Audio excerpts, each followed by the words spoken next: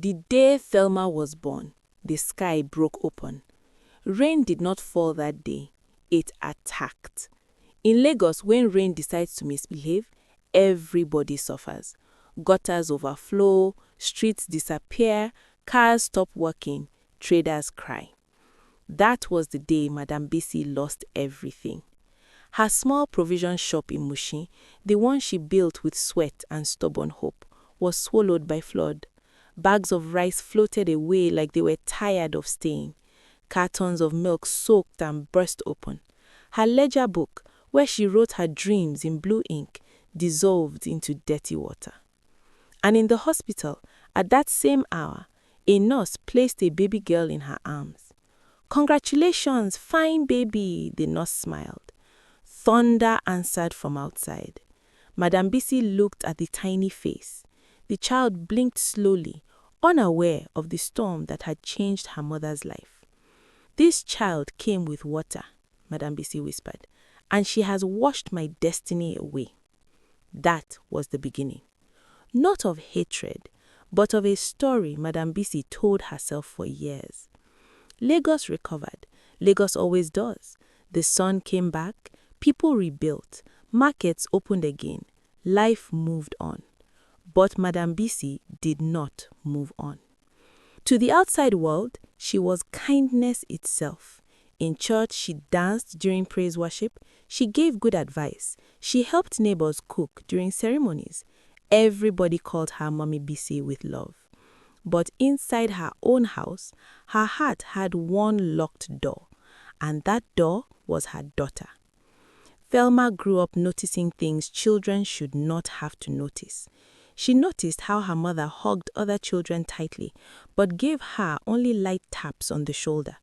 She noticed how her mother laughed loudly with visitors, but became quiet when they were alone. Sometimes, when anger slipped out, Madam Bisi would say, calm but sharp, "You are the door that opened my suffering." Thelma did not understand. How can a child be a door to suffering? But children believe what they hear often, so she believed it. Maybe I am the problem, she thought, so she tried to fix herself. First, she tried being helpful. She swept the compound before sunrise. She washed plates carefully. She cooked without being asked. Nothing changed. Then she tried being excellent. If love could not come because she existed, maybe it would come because she achieved. She studied like her life depended on it, because in her heart, it did. When NEPA took light, she used kerosene lamp. When neighbors were playing outside, she was reading. When other children slept, she was memorizing.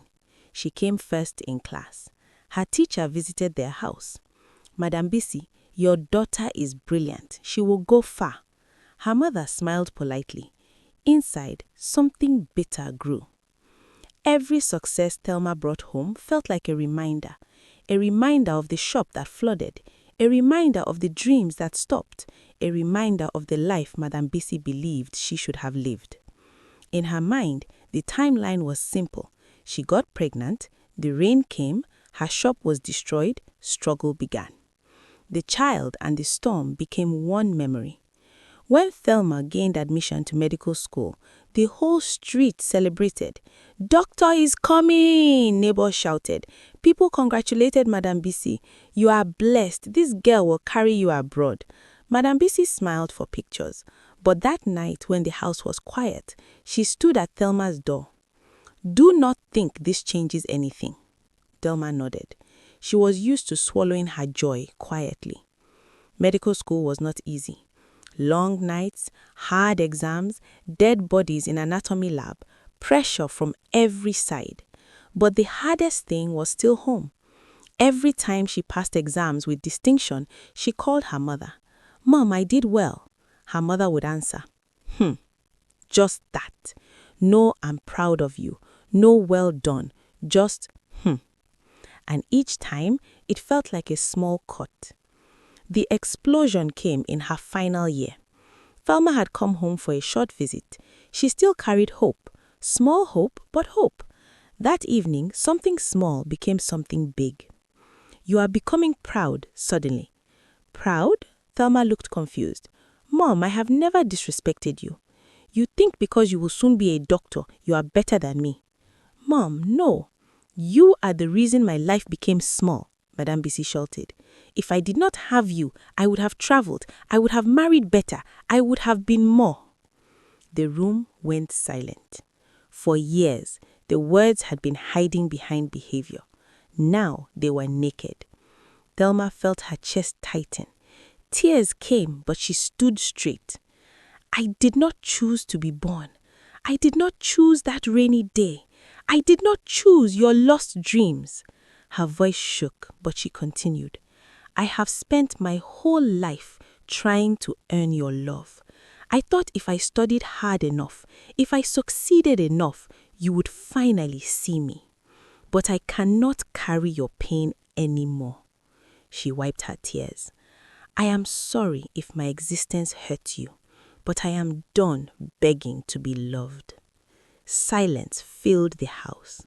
For the first time in many years, Madame Bisi truly heard herself, and something unexpected happened. She felt pity, not for her daughter, for herself. She saw suddenly how small she had become inside, blaming a child for a storm, blaming a baby for broken dreams. Sleep left her after that night.